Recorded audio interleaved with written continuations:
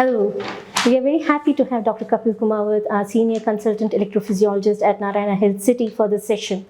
We have a lot of doubts in mind that will be cleared by Sir. First of all, palpitations being one of the most common symptoms perceived by our patients. When do we have to worry about the palpitations? What are the different types of palpitations we face? So, Sir, could you please elaborate on palpitations? Yeah, hello Jyoti. Hello, sir. Good question to begin with. Electrophysiology is a branch which deals with the heart rhythm related issues, basically the electrical system of the heart. Now, palpitations, as you said, is the most common symptom which many people face. And fortunately, most of the palpitations or the feeling of rapid heart beating or feeling of a forceful heart beating is pretty benign and does not point to anything serious most of the times. But on the other hand, some kinds of palpitations can be very nasty, can lead to very serious complications, including sudden death or a stroke. Now, palpitations are commonly experienced when somebody gets emotional, somebody gets angry, when somebody runs very fast or does an exercise which he is not accustomed to. These are all examples of a benign kind of palpitations.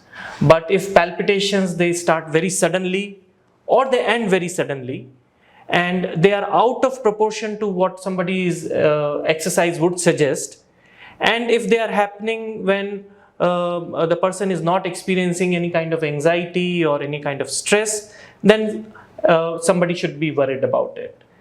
And the first thing to do when somebody gets palpitation is to check the pulse rate. And it's pretty common now to have a pulse oximeter at home. So it's very easy to check a pulse rate when somebody is getting palpitations. And if the pulse rate is very high would depend upon what the age of the person is. But if some heart rate is more than 150, 160, then it is better to visit a doctor. And if possible, get an ECG when actually the palpitations are happening. Because only an ECG can tell us what kind of palpitation it is. So, as you said, palpitations can be of various kinds, can happen at various times. So, it is the context which determines whether the palpitation needs to be investigated any further and whether they are benign or of any serious nature. Thank you. Sir, can anything be done at home when a patient perceives the palpitations? Yeah, so the first thing, as I said, is that check your pulse. And you can use a pulse oximeter. Many smartwatches have now facility to check the pulse. Many smartphones have the facility to check the pulse, though they may not be very reliable, but at least somebody can get an idea. And when we say to check the pulse, it is not just the maximum pulse which we are interested in. We are also interested in whether the pulse rate which is high, whether it remains high for some time or it starts gradually declining, or if it declines very suddenly. So if a pulse rate which is high and it suddenly becomes normal, that actually points out to a more serious kind of issue and which needs to be investigated further. Any other associated symptoms with palpitations should the patient be worried, which make them more worrisome? Yes, very good questions once again. So if palpitations is associated with feeling of sudden weakness or sometimes even fainting or a blackout kind of sensation, it would mean that the palpitation is rapid enough to cause a very low blood pressure. And these are the very serious kind of palpitations which need to be evaluated immediately. Same way, if the palpitations is associated with a feeling of constriction in the chest or what we call as angina, then again the person should get himself or herself evaluated. And very importantly, if the palpitation appear to be irregular, and the person feels that the heart rate is suddenly racing, then stopping, and then it's pretty irregular, that is a pointer to what we call as atrial fibrillation, and that again is a serious disorder which needs to be investigated. So we just discussed about atrial fibrillation as a cause of palpitations. What are the causes for development of atrial fibrillation? So first let me explain what atrial fibrillation is. Atria means the upper chambers of the heart, and fibrillation means a situation where instead of a smooth contraction, it is fibrillating, meaning that there are multiple electrical short circuits happening in the upper chamber of the heart, which leads to what we call as atrial fibrillation. Now, why we are so interested in this is because this is a very common arrhythmia. In fact, this is the commonest arrhythmia meaning abnormal heart rhythm, which brings a patient to the hospital worldwide. And this is more commonly seen in old age people, in people who have got hypertension, who have got diabetes, and especially people who have got valvular heart disease. Now, this atrial fibrillation is a condition where a blood clot can form in the upper chambers of the heart if the person is at risk of developing this. And this blood clot, if it goes to the brain, can lead to stroke, that is paralysis. And that is why it is very important to find out whether somebody is having atrial fibrillation and treat accordingly, especially if somebody is having atrial fibrillation and the risk is high, they need to be put on blood thinning medications which can prevent this blood clot formation and can prevent a stroke. In fact, of all the people who come to neurology department with a stroke, with paralysis, almost 20% of them have it because of this condition called atrial fibrillation. And that is why it is so important to identify it. And it is very easy to identify even without a ECG many a times, because if you check your pulse and if it is high and if it is irregular, that would most of the time points towards atrial fibrillation. What are the modifiable causes for atrial fibrillation? Are they present? So as I said, atrial fibrillation is predominantly a disease of elderly people, but it can also be seen with hypertension, diabetes, which are not actually causes of atrial fibrillation, but they are the risk factors associated with atrial fibrillation. As I said earlier, patients who have got valve-related heart disease, especially mitral valve-related heart disease, they are very prone to develop atrial fibrillation. Also similarly, obese people, if they suffer from a condition called obstructive sleep apnea, they are also prone to develop this condition called atrial fibrillation. So in general, atrial fibrillation goes hand in hand with other lifestyle-related disorders, which includes diabetes, hypertension, obesity, and these are all the risk factors of atrial fibrillation also. Now, sometimes young people can also have this atrial fibrillation, and those young people who have atrial fibrillation, most of them have underlying genetic disorders which leads to atrial fibrillation at such a young age. Yes, sir. So we have heard of some unfortunate incidents happening of late, especially of sudden cardiac death in the gyms, exercise related. So what precautions should the general population take about it? Is it possible to find out the high-risk patients or high-risk population that can develop sudden cardiac death? Yeah, very, very important, especially in the current context when we find celebrities dying suddenly in gym. Now, what we need to start this discussion from is that these are all instances of cardiac arrest. And these are not heart attack. Even the media sometimes reports them wrongly as heart attacks.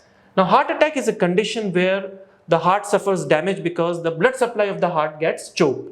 And it usually presents with chest pain, and then the patient usually will have sweating, and then usually will visit hospital where ECG can tell whether the person is having a heart attack or not. Cardiac arrest, on the other hand, is an electrical issue. And in cardiac arrest, sudden electrical failure of the heart happens, and that usually happens because of sudden chaotic electrical rhythm in the heart, which leads to sudden stopping of the function of the heart, and the person dies within few minutes. If patient is not dead, then he would actually suffer permanent brain damage, because during that period, the brain will not be getting any blood supply, and even if the patient is revived, many of these patients are left with permanent brain damage. So yes, cardiac arrest is very important to understand. In fact, of all the people dying of heart disease, cardiac arrest kills 4 times more people compared to heart attack. Now, cardiac arrest can happen along with heart attack also, but most of the times the cardiac arrest happens separate from the heart attack. Any disorder of the heart which leads to poor functioning of the heart, permanent damage to the heart, can predispose a person to have a cardiac arrest. So the patients who have had heart attack in the past, whether they have undergone angioplasty, whether they have undergone bypass surgery, but if their heart function is poor, meaning their ejection fraction, which is usually measured by echocardiography, if their ejection fraction is less than 35%, these are all people who are at high risk of having cardiac arrest. Now, there are other scenarios also where cardiac arrest can happen, and these are mostly genetic disorders of the heart, which can happen in young people also, which includes conditions called hypertrophic cardiomyopathy, certain genetic channelopathies called long QT syndrome, and others. And these are usually syndromes which run in families. So if somebody has had a cardiac arrest or an unexplained death in the family, they should get evaluated themselves for finding out these abnormal genetic disorders which can predispose a person to cardiac arrest. But in general, most of the cardiac arrest would happen in people who are already known to have heart disease, whether they have been treated, whether they have been taken care of by angioplasty or bypass, but still they would be at risk of having a cardiac arrest. So, is there a way of preventing this, especially the brain death, in the gyms? If a patient develops a cardiac arrest in the gym, should the trainers be trained in HCLS protocols and defib machine available for the gyms? Yes, very good question once again. And so, if cardiac arrest happens, most of times it would happen in the general public arena, not in the hospital. And it is everybody's responsibility who is around the person who is suffering from the cardiac arrest to try to save the patient. Now, as you said, the life support system or the BCLS, the basic cardiac life support, is a procedure which can be carried out by lay persons, not by the specialist. Those around the patient, maybe the gym trainers, maybe the flight attendants, and everybody in fact should be knowing about this cardiac life support procedure. In that procedure, which you very commonly see in television or in movies, that chest compression is the primary thing which needs to be given. Now, chest compression, everybody should know how to do it properly, but along with chest compression, defibrillation, which you mentioned, is a very, very important scenario or important part of reviving a person. Because if the person is not revived within 3 to 4 minutes or maybe 5 minutes, the brain damage would set in, and then even if you revive the person, the patient may lead a vegetative life.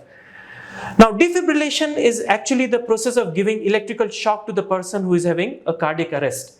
Now, it seems to be pretty technical, pretty highly medical oriented, but in fact it is not. Defibrillation is actually now part of basic cardiac life support, and it can be administered, as I said, by lay person, but the only thing needed for that is a defibrillator machine. Now, defibrillator should not just be a defibrillator, it should be what we call as AED, that is automatic electrical defibrillator. Now, why it is called as automatic? Because you just have to attach the patches with the machine to the patient, and the machine will guide you what to do next. So you don't need to have any medical knowledge. You just know how to use this defibrillator AED machine in a person who is collapsing in front of you, and the machine will guide you what to do next. So basically what it does is the machine itself determines whether the person having cardiac arrest can be revived with electrical shock or not. And if the machine finds that the person can be revived, then the machine itself tells you to press button on the machine which will give electrical shock to the person and save the patient's life and the brain. Now, this AED actually you can see now very commonly at airports especially. So you will find areas mentioning AED in airports, inside aircrafts, railway stations, and many good corporate offices as well. But ideally AED should be available everywhere where you can have this kind of episode, like gyms, schools, universities, malls, other markets and other places. So should the students, like high school students as well as college students, also be trained in BCLS so that they can train their home as well as their friends, and it can be in a widespread community level? Yes, yes. Very good idea, but it is up to the community and the healthcare policy makers to implement it. But yes, it would be an ideal situation where you start training people right from the early ages, especially in the schools and the universities, to do at least the basic cardiac life support system and to use AED wherever it is available. It would be an excellent idea. Thank you so much, sir. Thank you. It was very informative. Thank you very much. Thanks a lot.